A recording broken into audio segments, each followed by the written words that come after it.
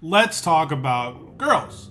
My son Jackson's favorite subject right now. And if we listen closely enough, if he's home, we're going to hear the footsteps of him racing this way.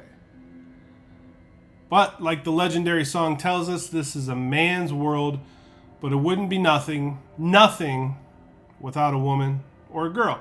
And more specifically, the final girls that survived to stay at scenic Camp Crystal Lake. Now, the horror world would be so much less without the beauty, strength, resilience of these final girls that we ended up rooting for to outwit and outlast the killer. Now, over 12 Friday the 13th adventures, Jason Voorhees has claimed hundreds of lives. I mean, he's done it in Crystal Lake. He's gone to New York. He spent some time in hell. Hell, they even shot him up to space. You name it. And only a select few of them actually was able to live to tell those stories.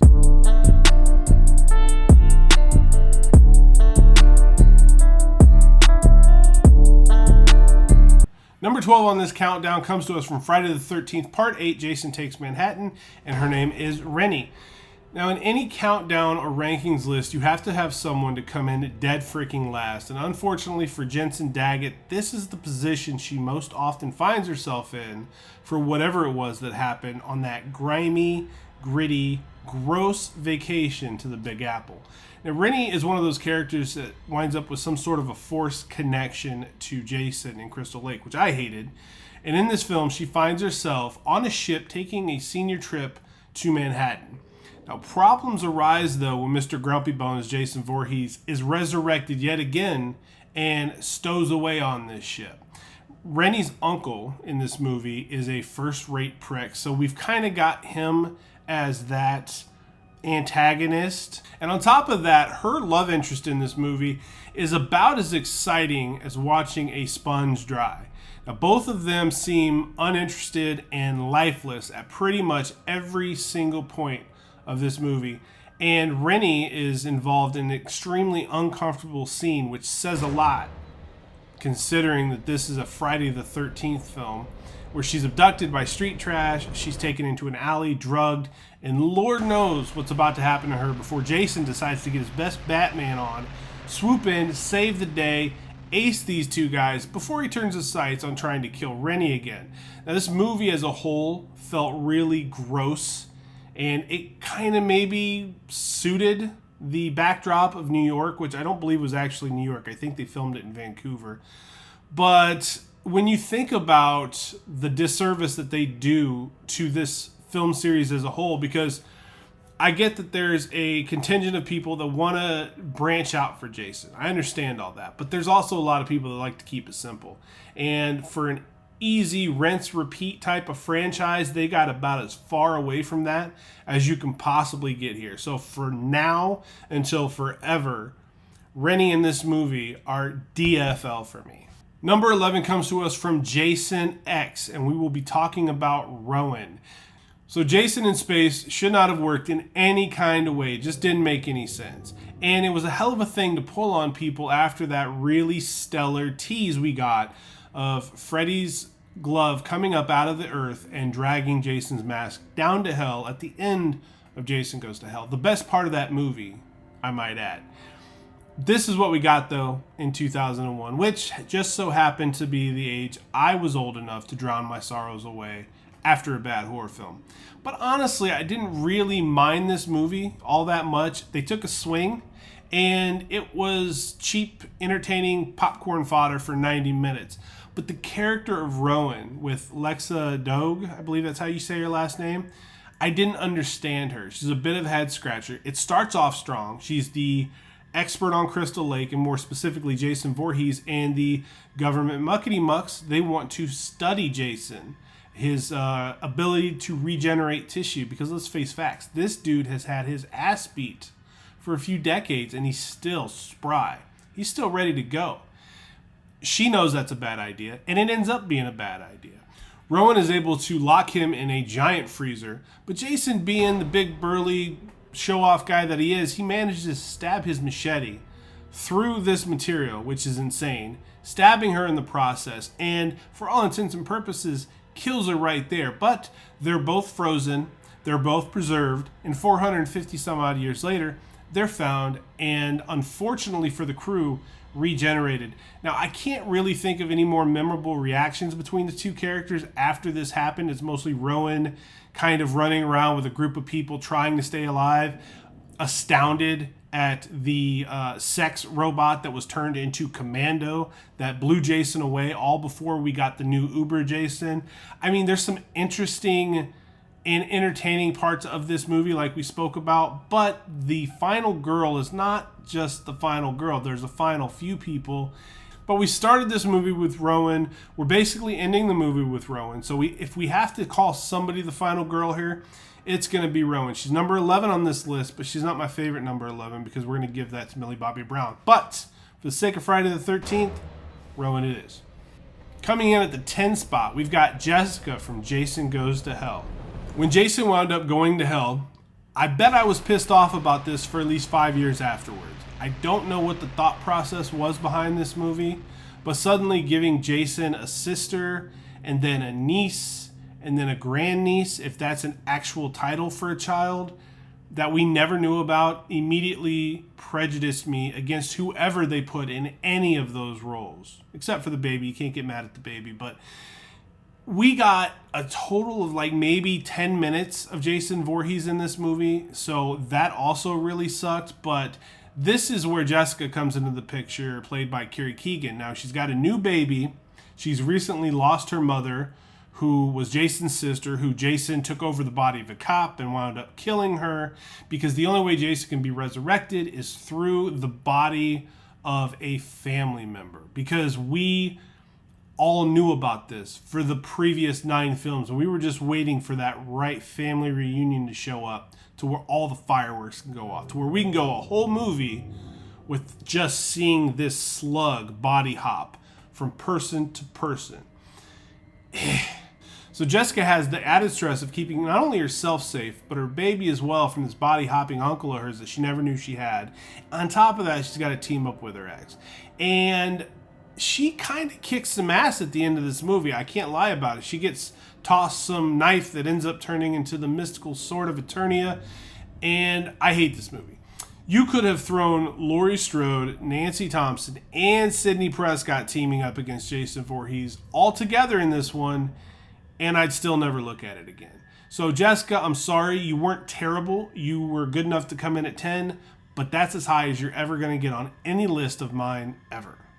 Number 9 on our list of best Friday final girls, Pam from Friday the 13th Part 5, A New Beginning. Forget the fake Jason outrage that came to us from Friday the 13th Part 5. The biggest travesty for my money in this film was the cast and the criminally unlikable characters that they all portrayed. And I don't want to age shame here, because I'm old. I don't want to age shame. But our final girl, Pam, she looks more like a Costco coupon mom type than a bouncy 20-something camp director. I just didn't buy it. She's still easy on the eyes. Don't get me wrong. She's beautiful. But compared to the ladies that came before, I mean, just one of these things is not like the other. A big part of this ranking, full disclosure, is probably the general disdain I have for this movie. And I will say this, though. One of the best parts from our final girl in Part 3, Chris, is the thumping she puts on Jason in the climax of that movie. And we get a similar setup here with Pam in a barn. She even winds up getting out a chainsaw to go cutting some things off of this Jason of ours. Problem is, though, this girl mostly falls down a lot and she screams a lot. She's got a weird, like, cat-like moaning scream thing that carries.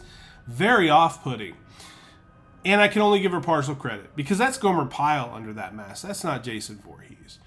So there's not too many things here that could have saved this movie for my liking, or really got Pam ranked any higher on this Aging Gracefully list, as it just really feels like the only reason she's here is because they have to have a final girl.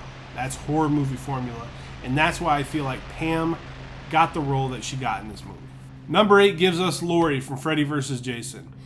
I really don't look at Freddy vs. Jason as much of a Friday the 13th film, to be honest with you, but they include it in box sets, so I have to abide and respect their decision in doing so. That being said, I'm going to place Laurie, played by the scalding hot Monica Keena, at number 8 on this countdown.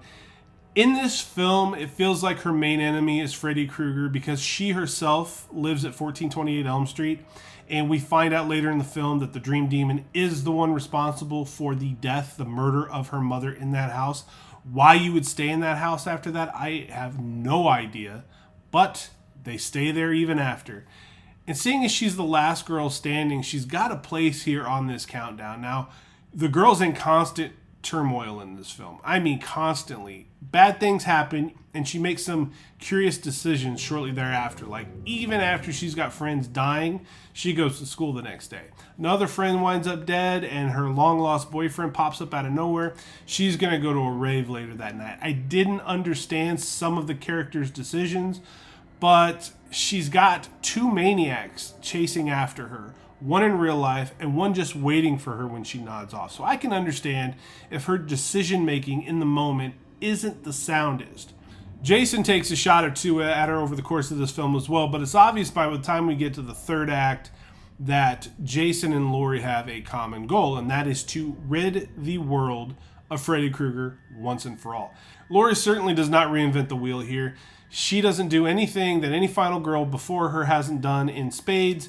But knowing that the masses came to this movie to see a ton of bloodshed between two iconic slashers, Monica Keena in this role is a welcome, wonderful, beautiful distraction. At number 7, we have Whitney from the 2009 remake of Friday the 13th. For the life of me, I can't understand why the remake of Friday the 13th gets as much hate as it does, because I really feel like Platinum Dunes turned in a damn fine horror movie with this one. And at the start of it and at the end of it, we get Amanda Rigetti as Whitney. Now, to this point, she is the last Friday the 13th final girl that we have been gifted. And I did not mind her in this movie, even if it is a little odd that Jason decided to take a captive. The fact that she was able to survive for however long she was down in that tunnel with Jason as her captor, I think that just ramps her up, bumps her up a little bit more on this list than it otherwise would. Because let's be real here, Derek Mears' portrayal of Jason Voorhees in this movie is terrifying. Jason Voorhees cannot, by any critic, be considered the problem with this film. Now, the story here is Whitney is being whisked away. They've got a great cold open to this movie. She's being taken out for camping by her boyfriend and some of their friends to get her mind off of her sick mom that she's been caring for back at home. And that sick mother and the care for her has caused a little bit of friction between her and her brother Clay. So the idea is, hey, let's get away. Let's just have some us time, which does not go well at all for anybody involved.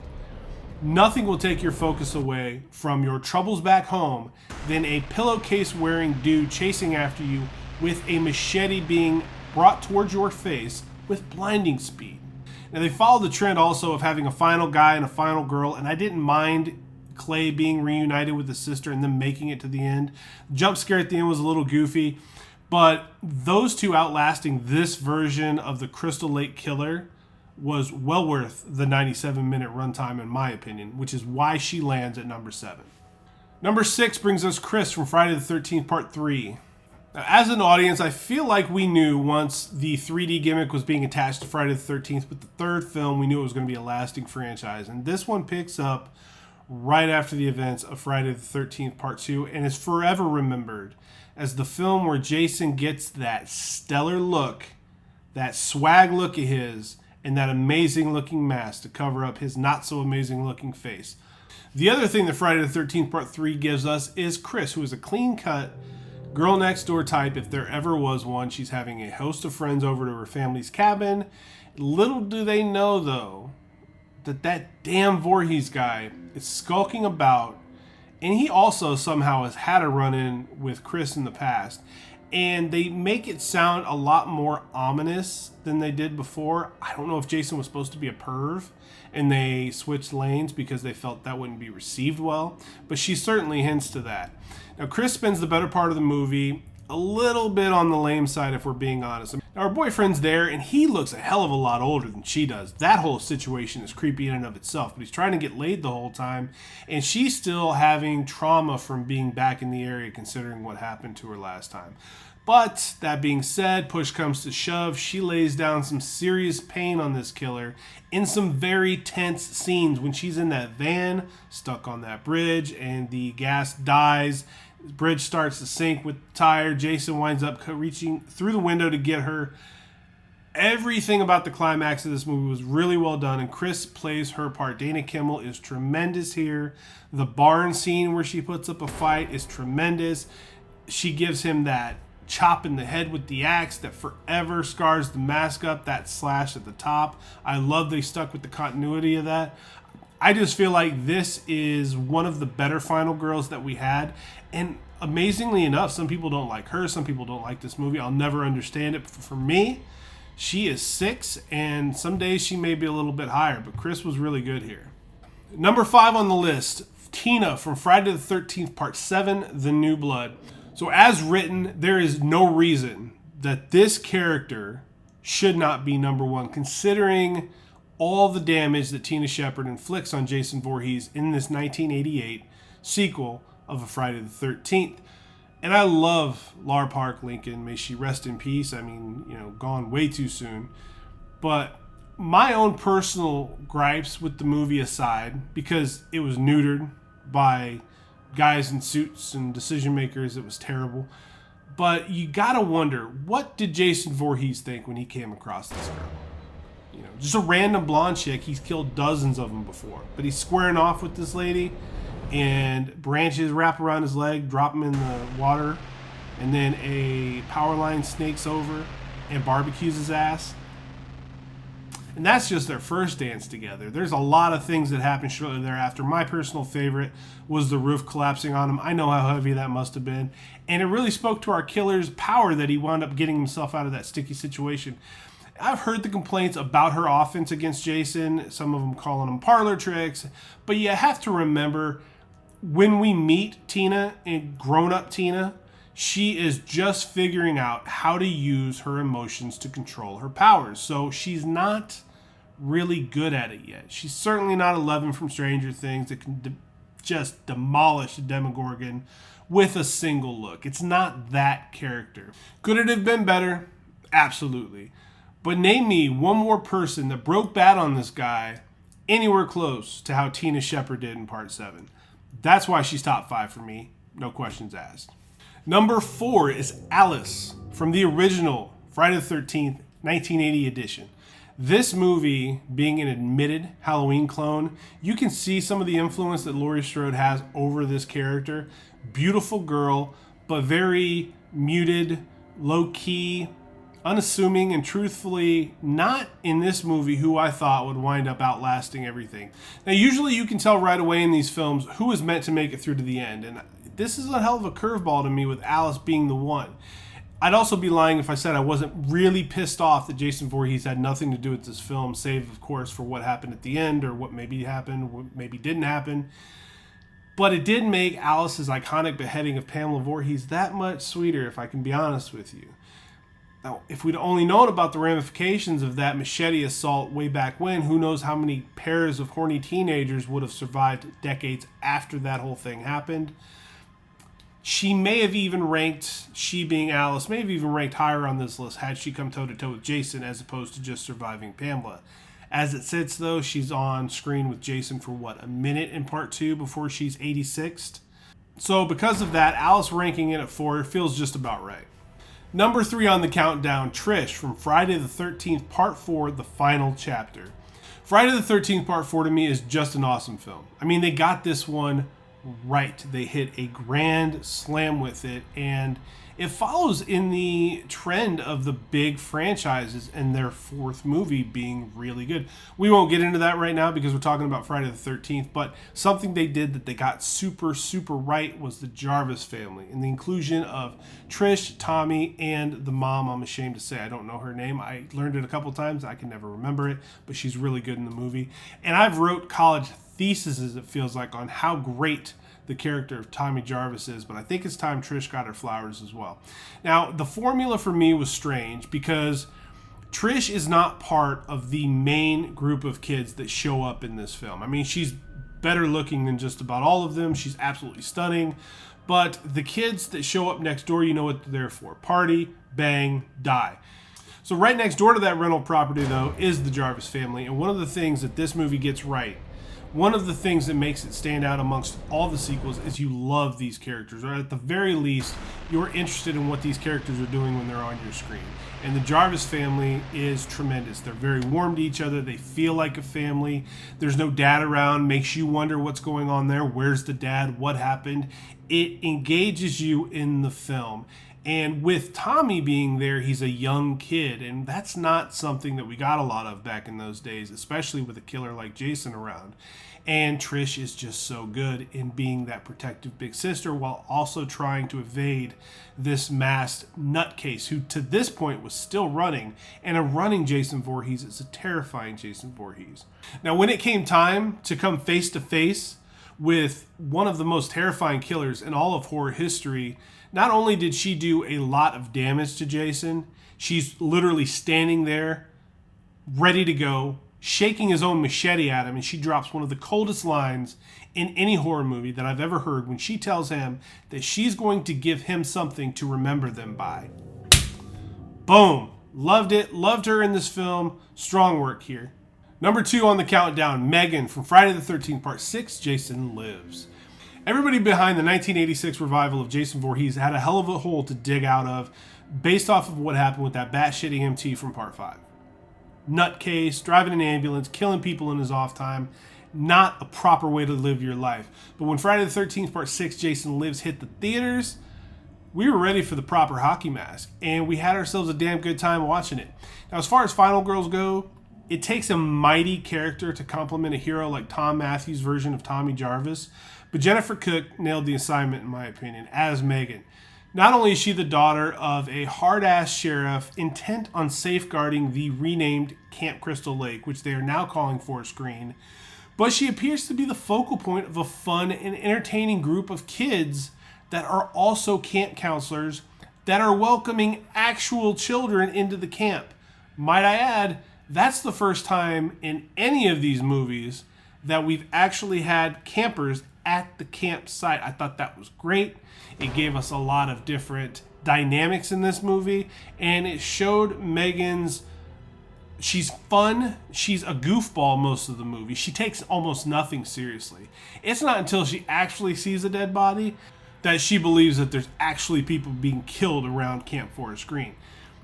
And on top of that, she sees her dad has a dude locked up that she just so happens she thinks is cute, and she gets stars in her eyes. So she's a lot of fun here, but when she hears that the kids are in danger, when she hears that scream coming from the cabins during that iconic final face-off in the lake with Jason Voorhees, she doesn't think twice about it and races straight towards the cabin. Jason bursts through the door. Iconic moment where he grabs her head. We think she's done for. Not only does she save these kids, but she also saves Tommy Jarvis because Jason's got him dead to rights, and she winds up taking the boat propeller and giving him a little shave on the neck there and puts this movie to bed once and for all. Because of that, this final girl will forever have a spot in my heart and on the DVD player. Really strong work. And number 1 on this list, my favorite and yours, Jenny from Friday the 13th Part 2. Friday the 13th Part 2 was the first Friday film I ever got to sit down and watch. And when I noticed that Jason wasn't the killer in the first one, once I went back and watched the first one, I was upset to say the least. On top of all of that, Alice just wasn't Jenny. And for my money, anytime anybody asks me about this, anybody wants to know what I think the best final girl in this franchise is, Jenny's almost always the one I say. Now, she breaks a cardinal rule right off the bat in a horror film when she bangs her boyfriend in a cabin with Crazy Ralph watching, no less. I mean, kinky, right?